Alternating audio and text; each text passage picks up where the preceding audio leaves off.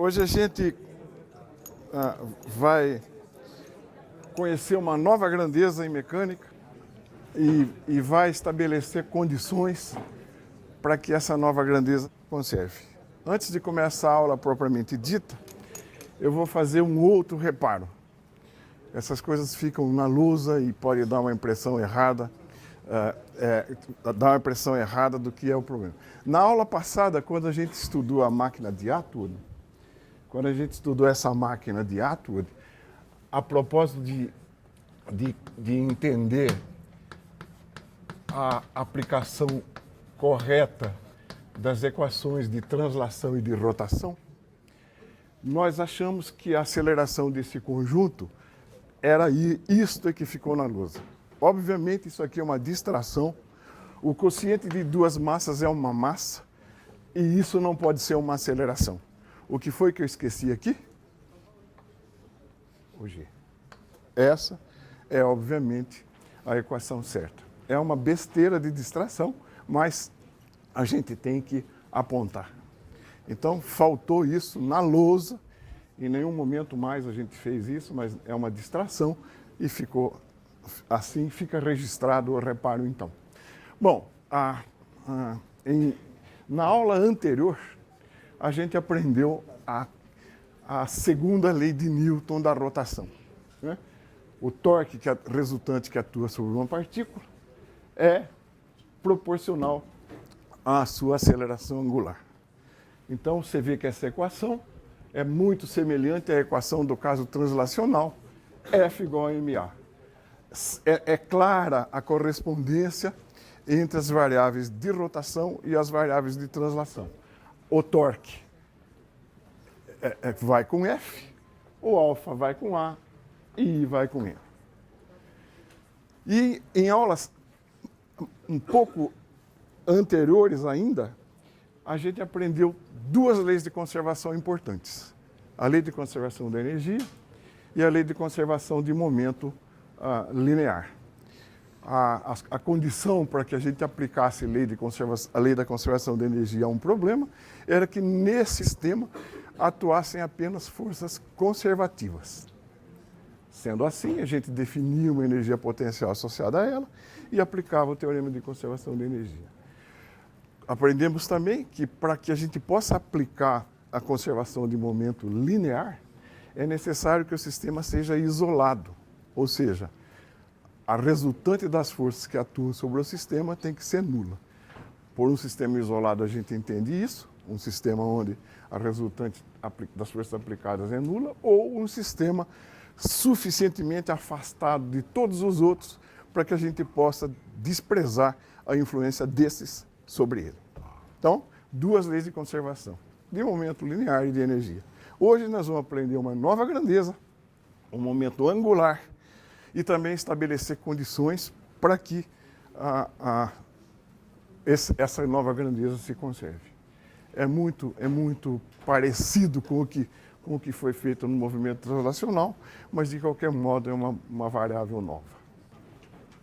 Nós vamos definir essa grandeza então, e antes vamos estabelecer o preâmbulo para que a gente possa daqui a pouco falar de conservação. Esse preâmbulo é uma nova, entre aspas, definição de torque de uma partícula. A gente aprendeu ainda nesse capítulo aqui, né, que o torque era esse produto vetorial, só que esse torque aqui, definido em relação a um eixo de rotação, ao eixo de rotação. Agora, nós vamos admitir que essa partícula possa descrever uma trajetória qualquer e definir o torque em relação a um ponto. A definição é essencialmente a mesma. A gente tem um sistema tridimensional,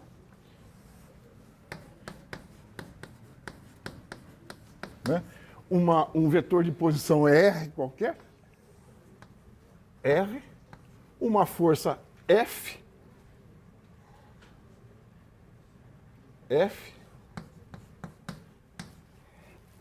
né? O torque é uma grandeza perpendicular ao plano de RF. O torque é algo assim. Então a gente está definindo esse torque em relação agora ao ponto O. Você vê que a definição é essencialmente a mesma, a diferença agora é que você define esse torque em relação a um ponto e não mais em relação a um eixo. Está claro então? E daqui decorrem todas as propriedades de um produto vetorial. O módulo desse torque, o que é?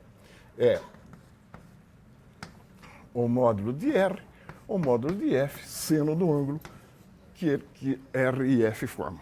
Então, até agora, nada de novo, não é? Então, vamos agora sim apresentar a nova variável, que é o momento angular de uma partícula.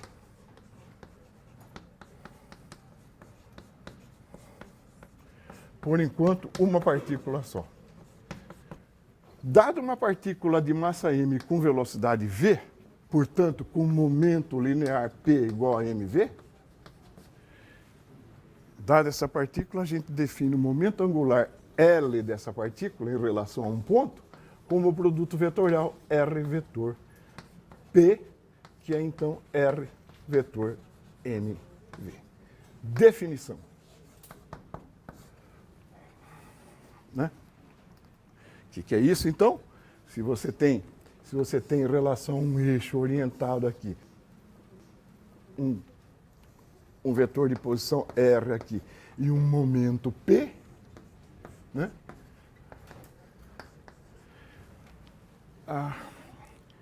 O momento angular é esse produto, então é um vetor, ele é um vetor perpendicular tanto a R quanto a P. Então, nesse caso, é um vetor que aponta para cá. O vetor momento angular é um vetor perpendicular tanto a R quanto a P. Por hora, mera definição. Vamos trabalhar com essa nova grandeza. Por exemplo, vamos derivá-la. Vamos derivar essa nova grandeza. Vou fazer isso aqui. Então, se LO é R vetor P, vamos derivar essa grandeza em relação ao tempo. Isso dá d dt de R vetor P. E o que dá isso? Derivada de um produto vetorial é como se fosse um produto comum. dr dt vetor P mais R vetor dp dt. Vamos me ajudar agora. O que é dr dt de uma partícula? Derivado do vetor de posição é a sua velocidade. E esse vetor é mv. Então, esse vetor é paralelo a esse, concorda? Então, esse produto vetorial é zero. A primeira parte é zero porque é v, que é isto, né? É paralelo a mv. Então, esse produto vetorial é nulo. Sobra o quê? Sobra, então, R mais dp dt, a derivada, d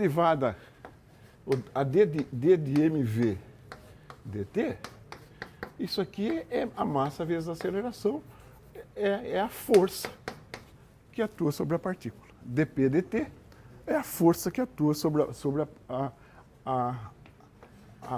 partícula de massa m. Isto, então, é a força resultante que atua sobre a partícula de massa m. Então, a gente acabou de definir o que é R vetor F. R vetor F é o torque da partícula, que atua sobre a partícula em relação a O.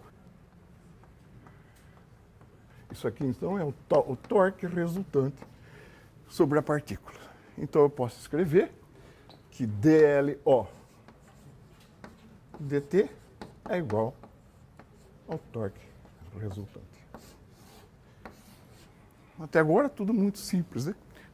Coisas que redundaram de uma definição.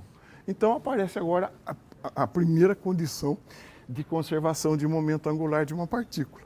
Qual seja, se não houver torque resultante atuando sobre ela, conservação de L. Se não houver torque resultante sobre a partícula, então o momento angular LO é uma constante. Já apareceu a condição que a gente queria para impor uma lei de conservação. A condição para que o momento angular de uma partícula se conserve é que não haja torque resultante sobre ela. Isso tem uma implicação clara, né? Se o momento angular for uma constante, a partícula é obrigada a se mover num plano que tem L por perpendicular. Se L é constante, e ele é a toda hora perpendicular tanto a R quanto a V, R e V são obrigados a se mover num plano que tem L como perpendicular. Está claro isso? Isso é uma conclusão importante que nós vamos daqui a pouco aplicar para entender matematicamente a segunda lei de Kepler, ou a chamada lei das áreas. Se L for uma constante, o movimento da partícula é plano, sempre. Porque L é, por definição, perpendicular tanto a R quanto a V. Eu vou redesenhar essa figura na lousa para a gente entender, manusear o cálculo de L em relação a um ponto. Você tem uma partícula descrevendo um movimento qualquer, um vetor R,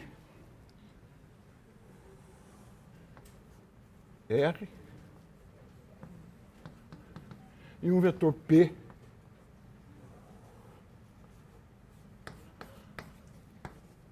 RP. E eu vou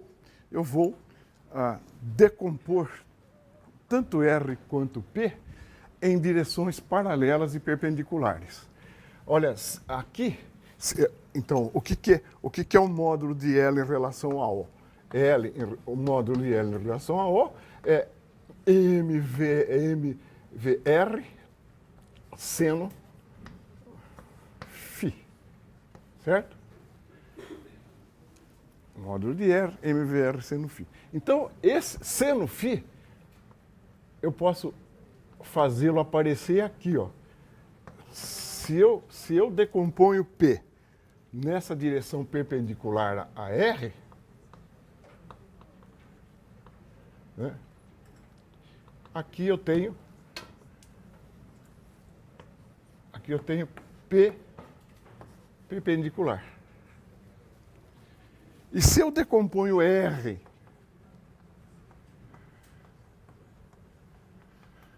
na direção de P, aqui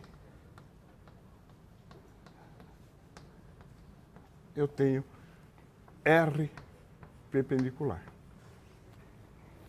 Então, isso aqui dá, eu posso escrever esse L0 como sendo RP seno φ,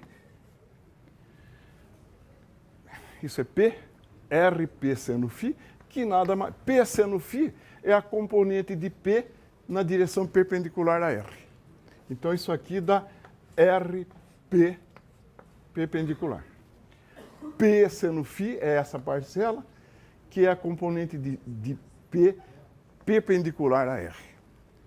E isso, então, também é R seno φ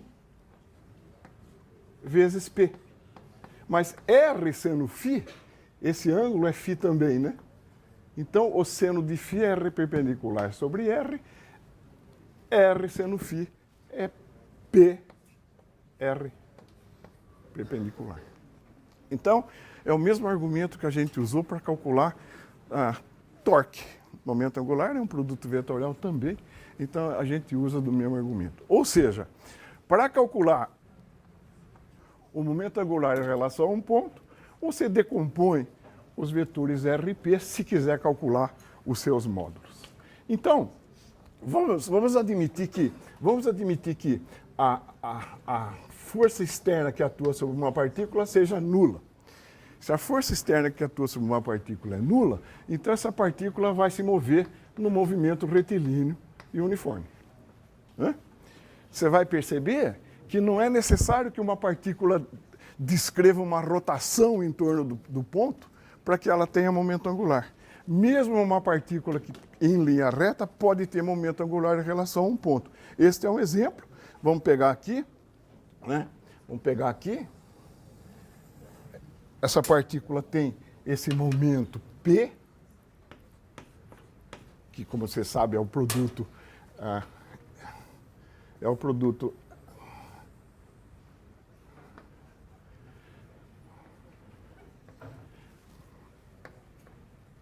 Aqui está o vetor de posição da partícula em relação a O, aqui está P.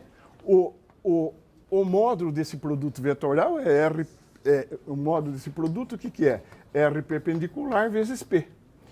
R perpendicular vezes P. R perpendicular é a perpendicular que você traça do ponto à direção de P.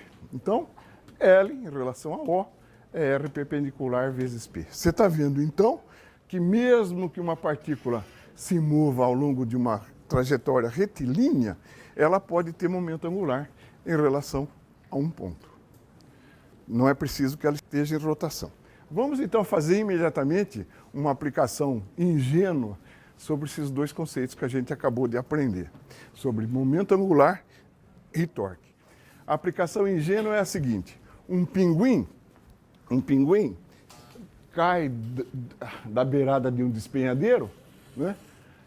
Claro, sujeito a seu peso, né? Eu quero saber quais são o seu momento angular e o torque que age sobre ele em relação a um ponto O do lado oposto ao despenhadeiro. O é a origem agora em relação ao qual eu quero calcular o momento angular e o torque que age sobre o pinguim. Tá certo? Vamos fazer isso vetorialmente, né? O exemplo do pinguim.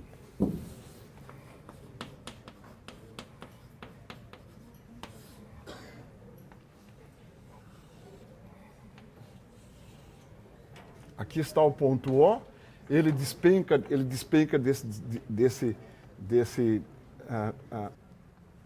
penhasco aqui. Aqui está o vetor de posição do pinguim R. Aqui está, então, né, a força que age sobre ele e, obviamente, a direção do vetor velocidade também. Eu vou imaginar que essa distância entre esses dois pontos aqui seja como na figura D. Eu quero calcular, então, o momento angular do pinguim em relação a O e o torque que age sobre ele. Legal? Bom, é um exemplo extremamente simples, né? Mesmo na ação de uma força agora, né? A trajetória dele é retilínea. Então, o ângulo entre R e P é φ, que também é igual a esse. Então, o que é o momento angular em relação a O? É R vetor mv. Tá? Momento angular em relação a O é R vetor mv. Torque é um vetor, né? Torque, o momento angular é um vetor. R vetor mv, esse momento angular em relação a O tem essa direção aqui. Perpendicular tanto a R quanto a V. E o módulo dele, o que vale? MVR seno φ. Tá? R seno φ é D. E V é uma velocidade que varia com o tempo. Então, se eu supuser que o pinguim apenas caiu daí, essa velocidade V de t é simplesmente GT. MRUA na direção vertical. Se eu supuser que o pinguim foi abandonado ou caiu, essa velocidade é simplesmente GT. Então, L em relação a O vale M, R seno φ é D, M, G, D, T. Esse é o módulo do momento angular em relação ao ponto O. Ora, já que dl dt é igual a tal em relação a O, simplesmente é a derivada de L em relação ao tempo, que é simplesmente mgd. Exercício extremamente simples. A intenção é embutir na gente a ideia de que mesmo com uma trajetória retilínea, uma partícula pode ter momento angular em relação a um ponto. Isso aqui é extremamente simples, é a mera aplicação da fórmula de produto vetorial. Então agora, será que eu posso ter conservação de momento angular mesmo na presença de uma força externa?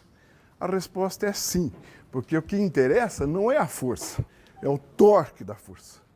Essa equação relaciona a derivada do momento angular ao torque da força.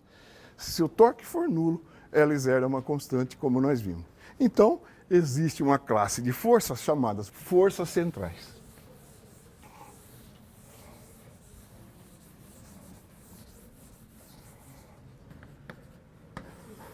Então, uma força é dita central. Se tem uma força é dita central, né? Se sobre a partícula atuar uma força F de R, com a seguinte propriedade: a força F de R é do tipo. Uma força é dita central se o seu módulo depender da distância ao centro de forças, esse O é o centro de forças, e estiver orientada na direção radial. Se o módulo da força depender da distância, R apenas, e ela estiver orientada na direção radial, essa força é dita central. Então, é óbvio concluir que o torque dessa força, né? O torque dessa força, o que é? R vetor F de R. Já que R é paralelo a R chapéu, esse torque é obviamente nulo. Esse torque é obviamente nulo. Sob a ação de uma força central, o torque é nulo. Se o torque é nulo, então, por conclusão, o momento angular em relação ao O é uma constante. Então, o momento angular, já que tal é zero, né? O momento angular em relação ao ponto O é uma. Vamos fazer uma aplicação imediata disso que a gente acabou de ver. Exemplo.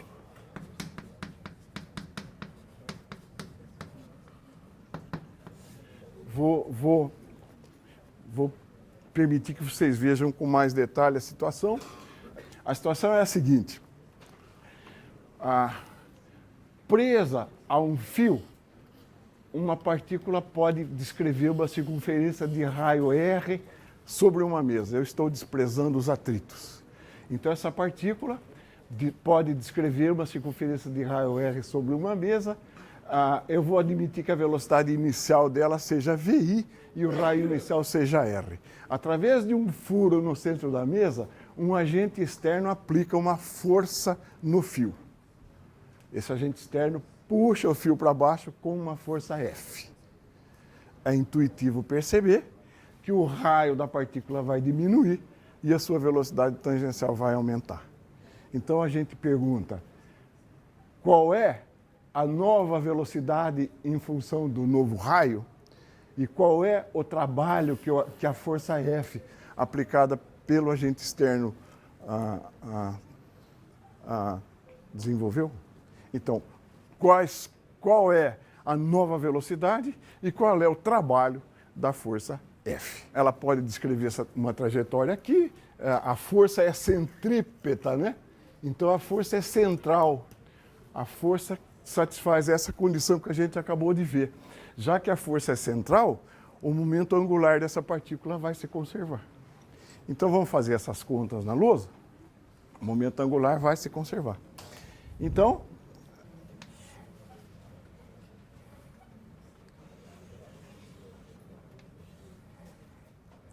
ela tem uma velocidade inicial VI, um raio inicial R e um agente externo puxa esse fio com uma força F. Já que F é central,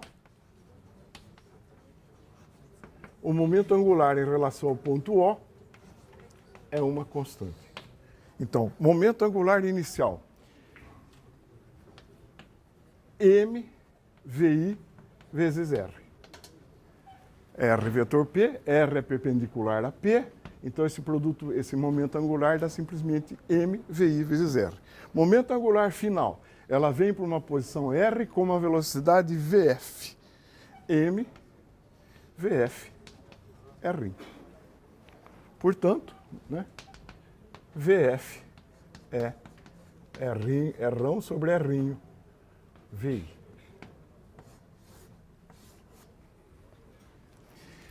Já que R1 é menor que R1, VF é maior que VI. É intuitivo imaginar que a velocidade dessa partícula aumenta. Então essa é a nova velocidade tangencial. E qual é o trabalho? Qual é o trabalho da força aplicada? Aqui é aquele velho recurso do capítulo 7, o trabalho de F, né, que é a integral entre R e RI da força. Esse é o trabalho da força aplicada, e isso é, como a gente viu, variação da energia cinética da partícula entre os dois pontos. Aqui está o teorema do trabalho-energia estudado no capítulo 7. Então isso aqui dá simplesmente, variação da energia, meio de m VF ao quadrado, menos meio de m VI quadrado. Isso dá meio de m VF ao quadrado R sobre R ao quadrado VI quadrado menos meio de m VI quadrado. Isso simplesmente dá meio de m VI quadrado R sobre R ao quadrado menos 1. Esse é o trabalho que a força externa aplicou. O fato de fazer uma aplicação por causa de uma força central. Legal? E agora aqui, uma aplicação também muito importante do teorema de conservação do momento angular aplicado a um caso do sistema Sol-Terra. Caso do sistema Sol-Terra. Né? Nós estamos falando, então, agora da atração gravitacional que a Terra sofre pela presença do Sol. O Sol é o centro de forças. A força de atração gravitacional sobre a Terra é essa força conhecida já desde o capítulo 5 também. Você vê que ela é uma força que se enquadra na definição de força central.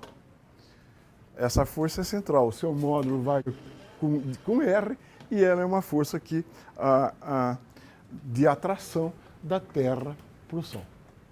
Certo? Tá certo?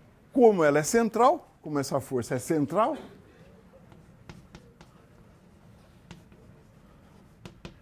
o momento angular em relação ao Sol é uma constante. Tá bom?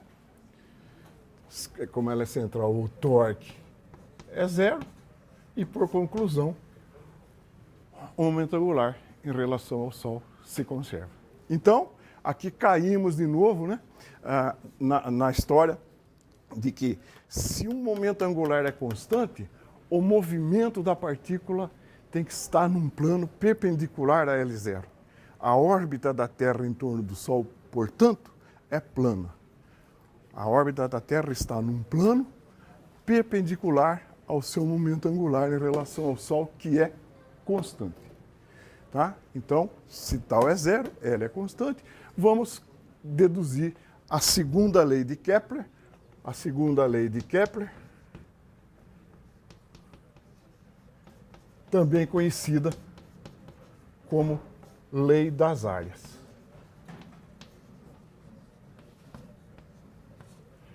Como lei das áreas. Para isso, vamos fazer uma conta. Você se lembra que, dados dois vetores A e B, o produto vetorial de A por B, né, o módulo desse produto vetorial, era a área do paralelogramo que eles formavam. Então, um vetor A aqui, um vetor B aqui, formam um paralelogramo, sendo que esta área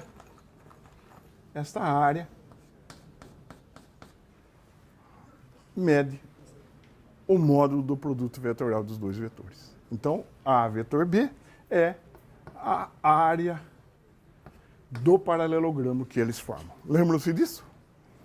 Lembram-se disso? Nós vamos usar esse conceito num paralelogramo elementar infinitesimal. Note,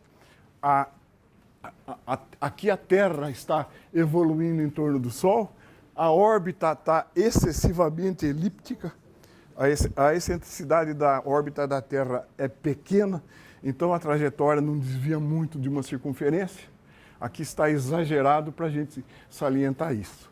Então, a Terra está evoluindo em torno do Sol, ela passa de uma posição R para uma posição R mais dr. Obviamente, esse deslocamento é dr, porque somado com R, dá R mais dr. Está claro? Então, ela sofre um deslocamento dr. E como esse deslocamento é infinitesimal, isso aí é quase um retângulo. Então, a área desse triângulo colorido, a área descrita nesse movimento infinitesimal, é metade da área do paralelogramo. Não é? Essa área é metade de um que seria formado assim aqui, ó.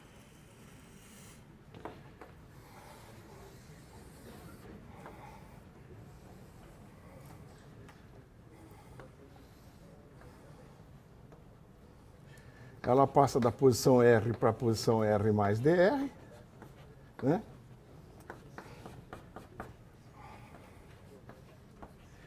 A área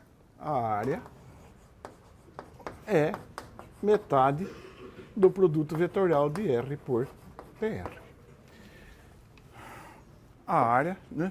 A área é uma medida do produto vetorial dos dois vetores. Como aquilo é um triângulo, é metade do retângulo, dA é meio de R vetor dr.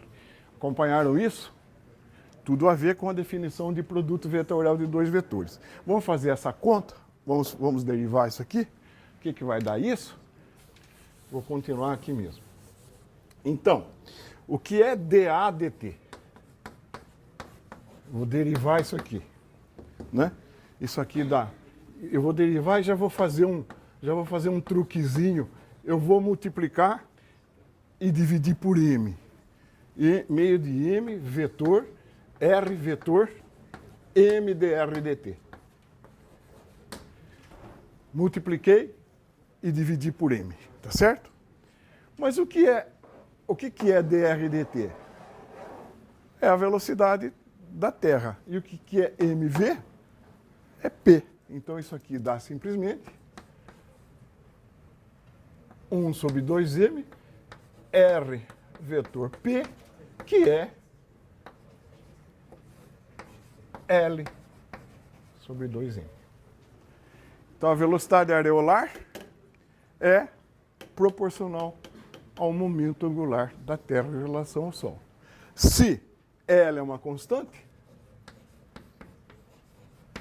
e é verdade porque a força é central, então dA dt, que é L sobre 2m, é uma constante. Aqui está a segunda lei de Kepler, ou a lei das áreas, como é conhecida.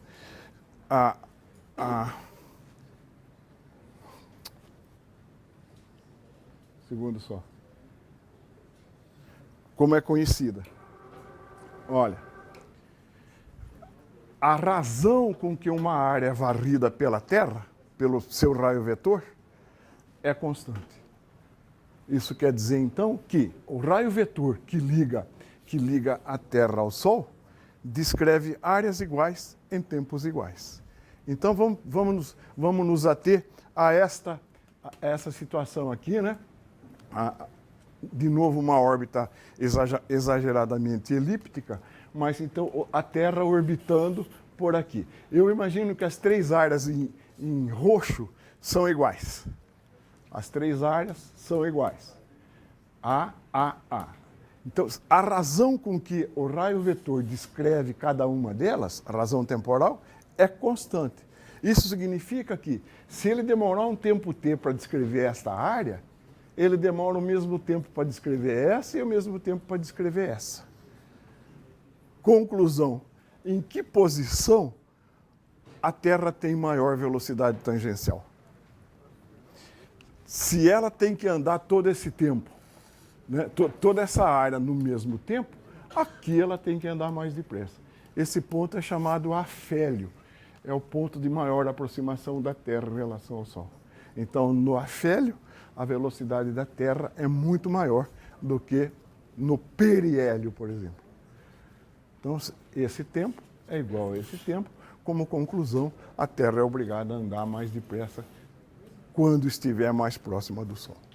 A gente aprende isso lá no curso de Geografia Física só em palavras, não sabe nem bem o que é raio vetor. Aqui fica explicado do ponto de vista físico e matemático o que significa isso, a segunda lei de Kepler. Nós vamos chamar de L agora, L maiúsculo, tal grandeza. L maiúsculo vai ser o momento angular de um sistema. É claro que esse momento angular L é a somatória dos momentos angulares de cada partícula.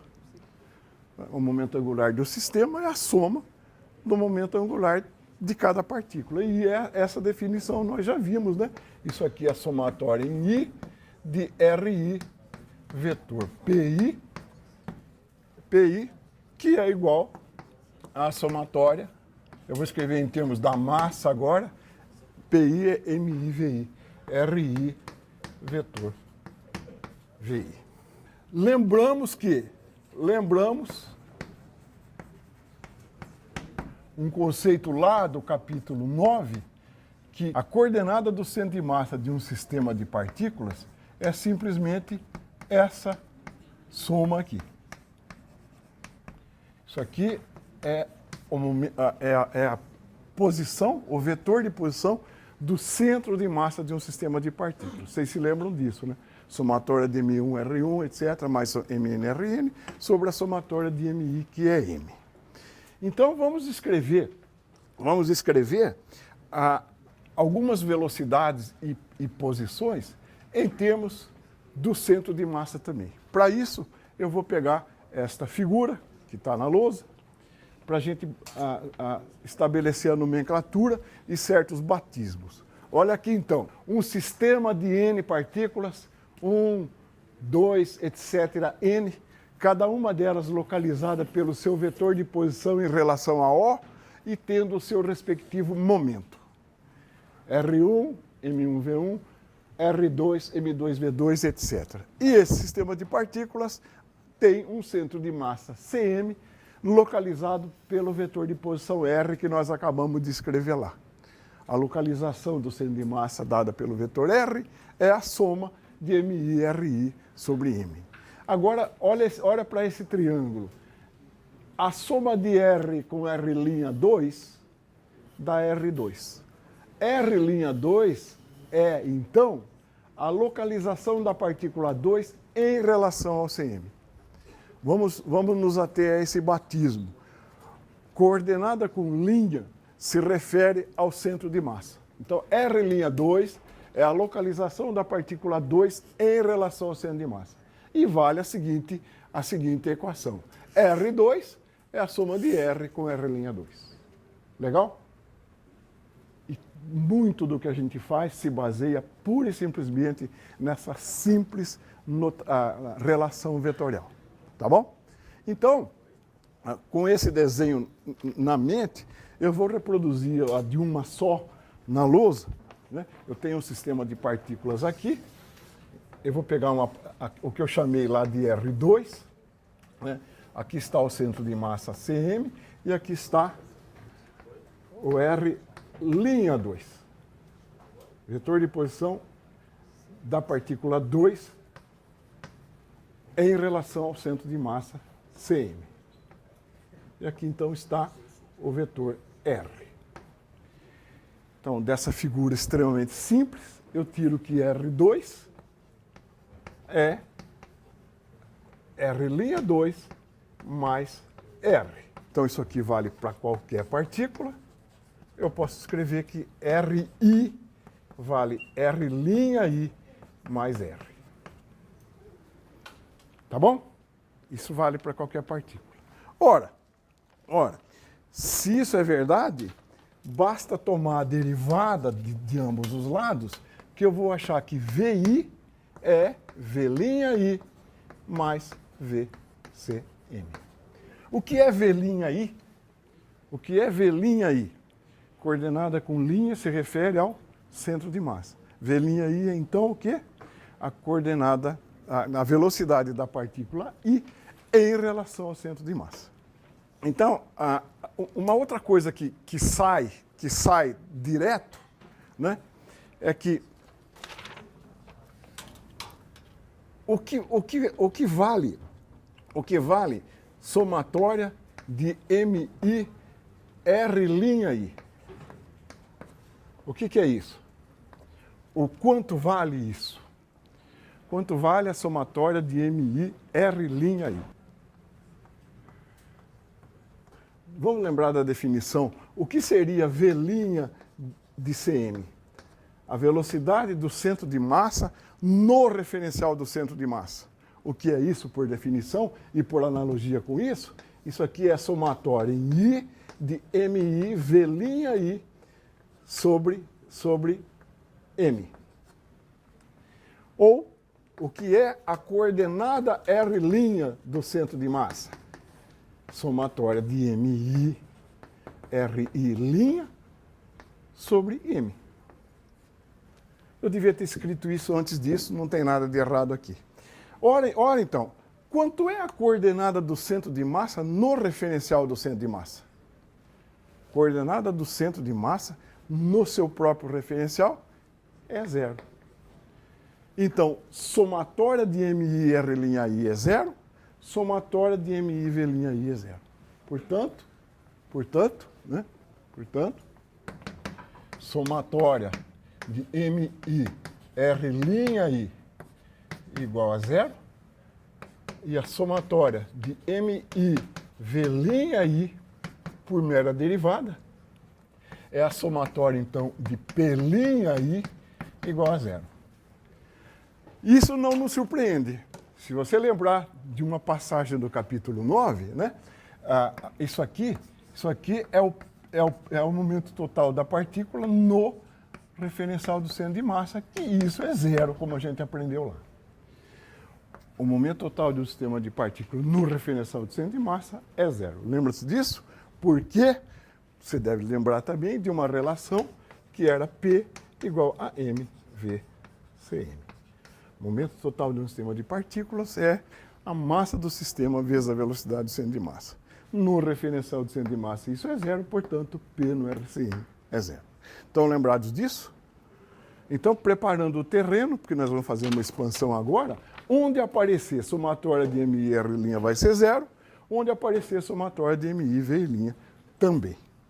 Tá bom? Então, vamos escrever o momento angular do sistema de partículas e ver que relação a gente tem. Então, L é somatória em I, né, de RI vetor PI. RI vetor PI. Isso eu posso escrever como uma somatória em I. O que é RI? É R'I mais RCM, certo? R'I mais RCM. Vetor, o que é V'I? O que é somatória de MI, né? Então, R'I, V'I mais VCM. Tá bom? Tá bom?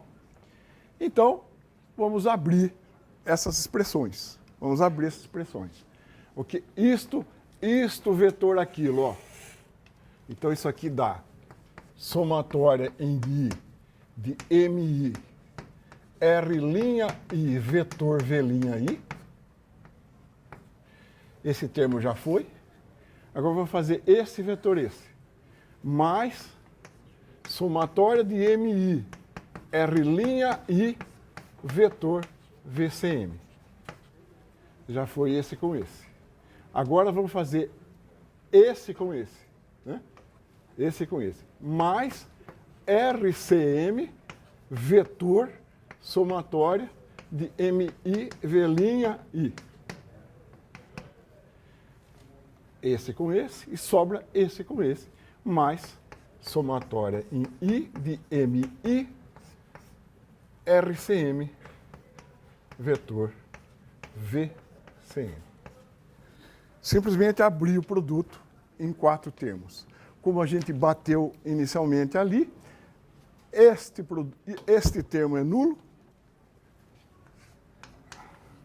este termo é nulo. Porque são nulos soma de MI e soma de MI I. Então, o que sobrou, o momento angular do sistema de partículas, então, é isto é, por definição, o momento angular do sistema de partículas no referencial do centro de massa. Isso é L'. Somatória de MI, PI' é o momento angular no referencial do centro de massa. E isso aqui é RCM vetor MVCM. MVCM é P, então isso aqui dá simplesmente R, dá L' mais R vetor P. Então, L, momento angular total de um sistema de partículas, é L' mais R vetor P. O que significa isso? O momento angular de um sistema de partículas é o momento angular no referencial do centro de massa mais o momento angular do centro de massa. Momento angular do sistema no referencial do centro de massa mais o momento angular do centro de massa. Então, a gente quebrou o momento angular de um sistema de partículas em 2 termos.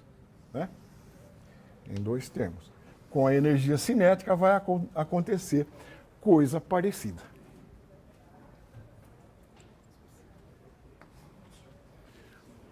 Tá bom?